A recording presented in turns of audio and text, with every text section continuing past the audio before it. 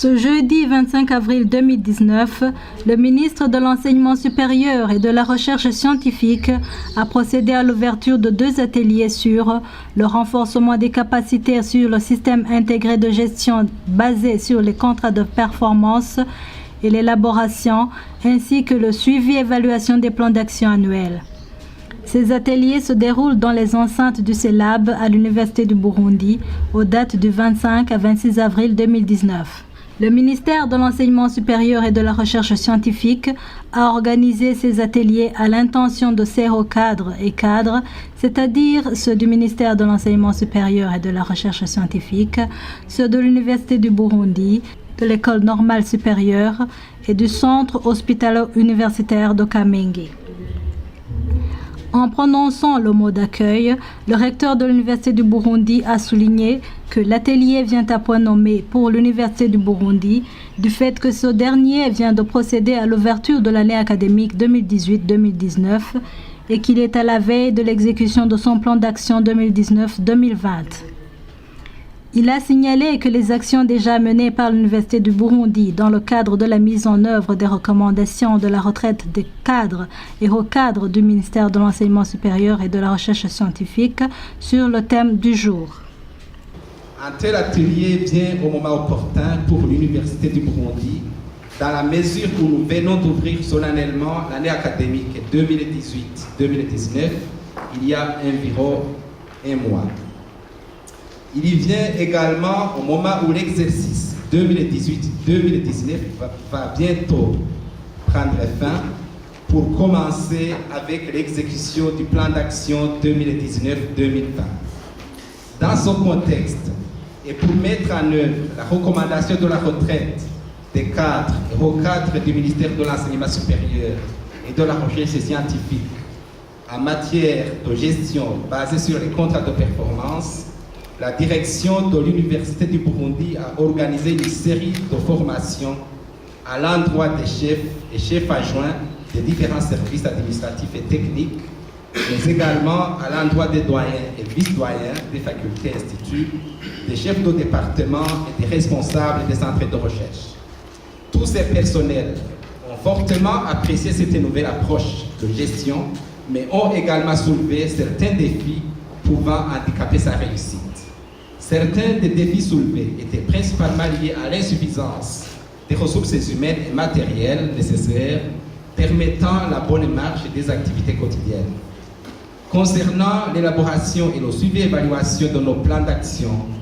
qui fait également objet du présent atelier, nous sommes confiants que le renforcement de nos capacités nous permettra de mieux perfectionner la planification en cours de l'exercice 2019-2020. Je ne doute pas que la réussite de l'étape de la planification nous permettra de mieux exécuter et faire le suivi de nos actions. En effet, un plan d'action mal élaboré devient difficilement exécutable, difficilement suivi, voire même mal évalué. Dans son mot d'ouverture, le ministre de l'Enseignement supérieur et de la Recherche scientifique a remercié les services de la présidence de la République du Burundi et le ministère de la fonction publique pour leur appui dans la quête du ministère dont il a la charge pour le perfectionnement de son système de planification annuelle et d'auto-évaluation périodique. Il est également revenu sur les aspects et les réalisations en matière de la politique de gestion des performances institutionnelles et individuelles. Et de remercier sincèrement les services de la présidence de la République du Burundi qui, à travers le Bureau d'études stratégiques et de développement, ainsi que le ministère de la fonction publique, à travers l'école normale d'administration, ont accepté de fournir un accompagnement à notre ministère dans sa quête de perfectionnement de son système de planification annuelle, mais également de taux-évaluation périodique et de gestion basée sur les contrats de performance. Plusieurs recommandations de renforcement de capacité des cadres de notre ministère ont été formulées à différentes occasions. Ainsi, les 2 ateliers que nous organisons à partir d'aujourd'hui s'inscrivent dans cette perspective et répondent à un besoin réel en matière de renforcement des capacités, principalement pour les thèmes qui seront abordés durant les 2 jours. Le Burundi s'est doté depuis le mois d'avril 2012 d'un programme national de réforme de l'administration publique en vue de restauration, d'une administration publique de qualité, performante, responsable et orientée vers l'intérêt général et le service du citoyen. Par la suite,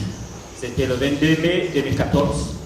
le Conseil des ministres a adopté une politique de gestion des performances dans le secteur public en se référant à l'engagement du gouvernement de promouvoir une nouvelle mentalité et un nouveau comportement dans l'administration publique en mettant un accent particulier sur l'évaluation continue des performances par rapport aux objectifs fixés et sur la gestion axée sur les résultats afin de consolider la culture de la redevabilité et de la transparence. Afin de réussir la mise en œuvre de cette politique, des comités ministériels de gestion des performances formés essentiellement par les secrétaires permanents qui en assurent la présidence, les responsables des ressources humaines ainsi que les responsables en charge de la planification et de la recherche au niveau sectoriel ont été mis en place.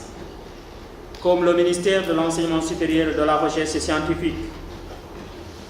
est nouveau, bon pas très nouveau, et qu'il a pris le train en marche dans cette mise en œuvre de la politique de gestion des performances institutionnelles et individuelles, une session de formation et d'information s'avérait nécessaire à l'intention des hauts cadres et cadres de ce ministère pour qu'un comité ministériel de gestion des performances soit mis en place et que les contrats de performance sectorielles et individuelles soient une réalité à partir de juillet 2019. Mais il est à noter que le suivi des performances institutionnelles et individuelles doit s'inscrire dans un cadre précis